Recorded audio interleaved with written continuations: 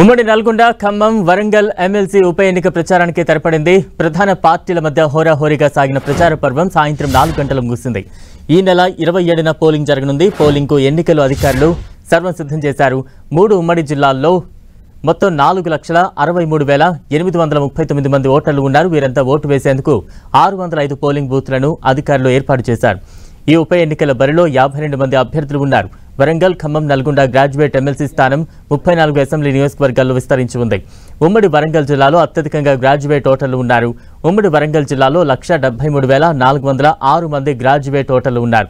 ఉమ్మడి ఖమ్మం జిల్లాలో 123,985 మంది గ్రాడ్యుయేట్ ఓటర్లు ఉన్నారు.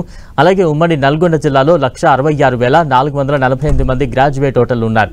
పోలింగ్ ముగిసే వరకు 48 గంటల పాటు సైలెన్స్ పీరియడ్ కొనసాగనుంది. పోలింగ్ రోజు ఉదయం 6 గంటల నుంచి సాయంత్రం 8 వరకు 144 సెక్షన్ అమల్లో ఉండనుంది.